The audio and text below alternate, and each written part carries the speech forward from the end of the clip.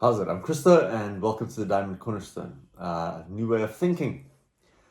Uh, we can't keep the old and try to change it from within. We've got to basically overhaul make it obsolete by creating something new. And I believe that the diamond can be a new, we say, mental model or way of thinking for society and humanity at large.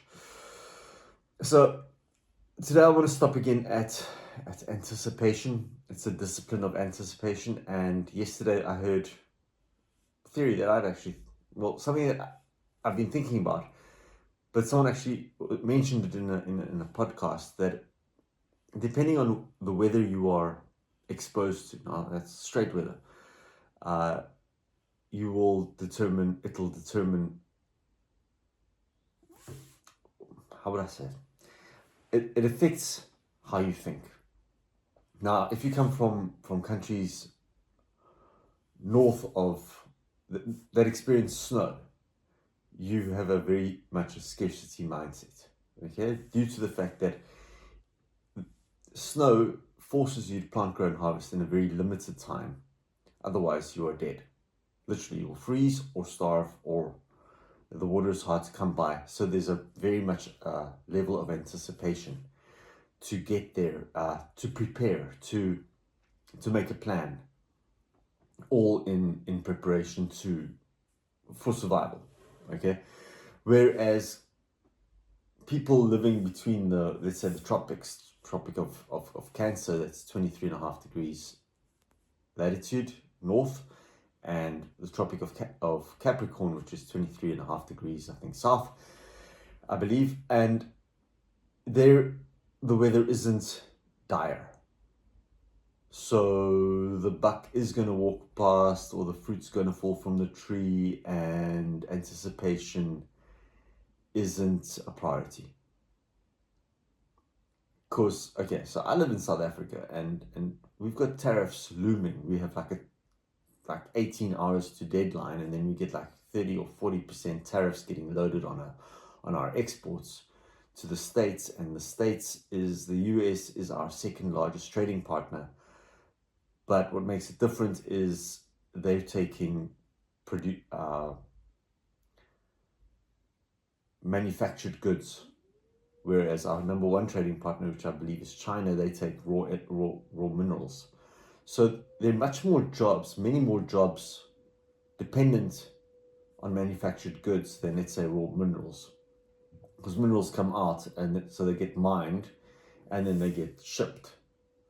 Whereas manufactured, there'd be mining and then production. So there's a much longer supply chain in-house for a manufactured good. So there are many more jobs that are actually going to get affected, or just plant production, plant closure. And I go back to anticipation, because it's not like we've had a week to negotiate a trade deal here. We've had months. So with that, the South African government has a lack of, they don't have a discipline of anticipation. We've had 31 years of democracy, but we've had, rather than develop the people, we've had a brain drain. Literally, the country has grown poorer with regard to skills, knowledge, attitude, production, products. The economy is growing at like 0.5%, but population growth is at 2%. Now, you've got to have those balanced. And within the diamond framework, we can actually balance the governance or the politics with the physical environment, balance the society with the economics. It's designed into the mental model, into the framework. We just have to get out of the hierarchy and stop following ideology. Move from a kakistocracy, which is moving the diamond backwards, and back to a meritocracy. Process thinking. See a process, follow a process. When we bake cakes, we follow a process. When we relay roads, when we build houses, when we start a business, everything runs to process. You take knowledge through the process and you get a product. If you're not running that, then you're running knowledge to a feeling, which would be society, to a accountability level, and society gets held accountable.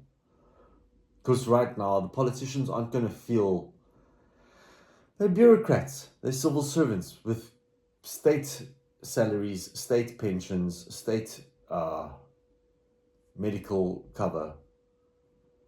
It doesn't affect the bureaucrat or the civil servant's direct pocket as compared to, let's say, the poorest of the poor, which is like a serious portion of our country. We have unemployment racking up at about 30%. Youth unemployment is like 60% because of a lack of knowledge, skills.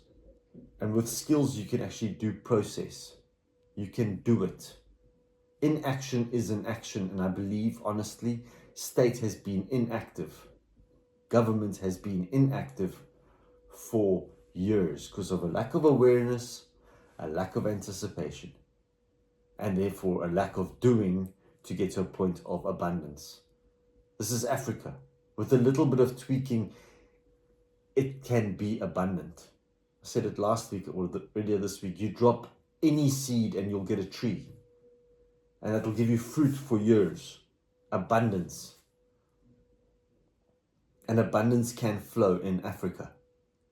Africa can feed the whole planet. There is water, there's great soil. All it needs is a little bit of guidance. This is literally, the potential is infinite. We can be the breadbasket of the globe. But instead we follow ideology that disempowers, deindustrializes, and keeps the people begging and at the mercy of the rest of the world. And then through our diplomatic systems, we actually align ourselves to ideologies that don't serve everyone.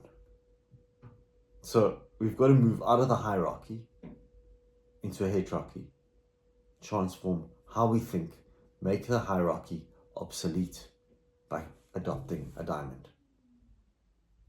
Oh, the stone rejected by the builders will become the chief cornerstone. And I recommend or propose that we make it a diamond cornerstone. Blessings for the day.